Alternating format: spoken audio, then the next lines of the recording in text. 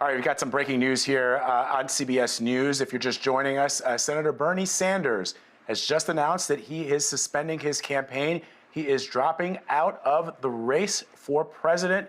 Joe Biden is now the presumptive Democratic nominee against President Donald Trump. Let's get straight to Ed O'Keefe, who is joining us now. Ed, we had talked about this. We had wondered about this. All of the political world had been buzzing about this. Would Senator Sanders drop out of the race, or would he keep battling Joe Biden for the nomination? The announcement just moments ago that we got through your email and through the Sanders campaign, Senator Sanders is out. That's right. He's expected to announce in just a little while on a live stream to supporters at 11:45 a.m. Eastern his decision to drop out. The message was conveyed to staff this morning. This comes the morning after the Wisconsin primary, which polling showed he's destined to lose by as many as 20, 30, 40 points to Joe Biden. Of course, we're not going to get results from that primary until Monday because the state has decided to allow absentee ballots to trickle in until then, and then results will be announced thereafter. But polling had shown that Biden was leading something with like 65% to 20% in change for Sanders in a state that he won 4 years ago. This was essentially the last state left for him in which he had organized in a pretty significant way for the primary, but of course had to scale back in recent weeks given the pandemic. Sanders, just in a few minutes, expected to explain why exactly he was falling behind. He also had a significant deficit to Biden in terms of the delegate count. And I'm trying to pull it up here as we talk. That he, was trailing significally in that.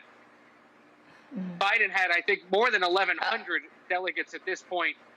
Sanders had something, at least 300 behind that, and it was becoming near mathematically impossible for him to somehow pull it off. He'd have to basically win every remaining state with 90+% of the vote, which was not expected to happen. So seeing the writing on the wall, realizing the times that we're in, understanding that it's now time for the Democratic Party to unite and prepare to take on President Trump, and the fact that Joe Biden himself has channeled in the last few days that he had reached out to Sanders and told him he was beginning the vice presidential selection process, didn't want to alarm Sanders, didn't want to be too presumptuous, but wanted to give him a heads up as a courtesy that it was coming. All of that an indication that Sanders now understands it's time to get out of the way.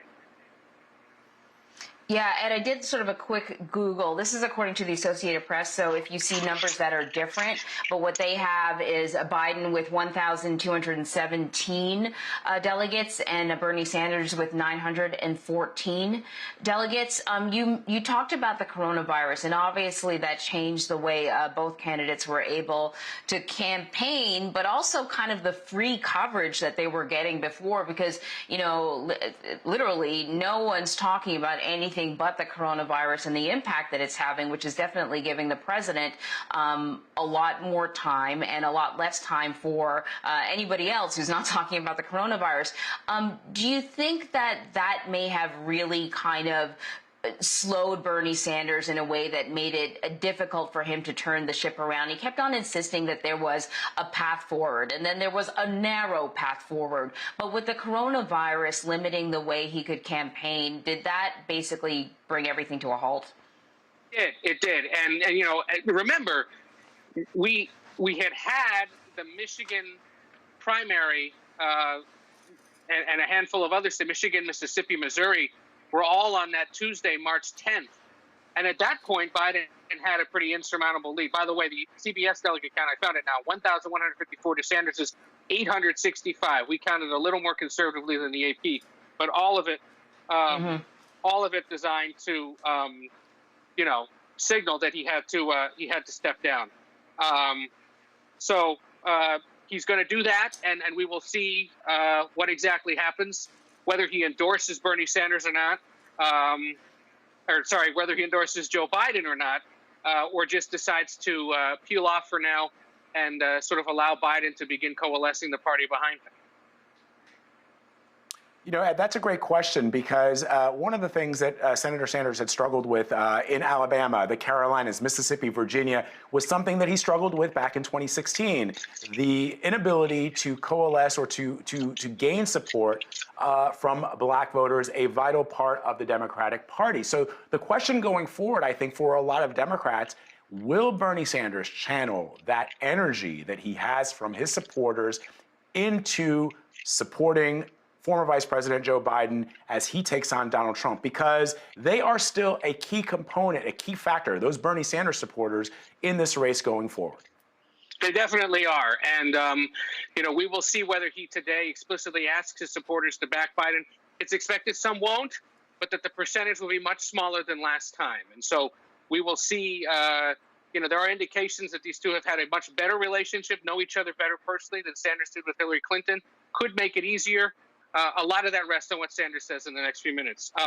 In a very transparent way, guys, I have to tell you that I need to break away in order to go talk to the mothership, the network, who's about to do a special report. I'm just being told this over my phone. I know everything right now is a little complicated technically.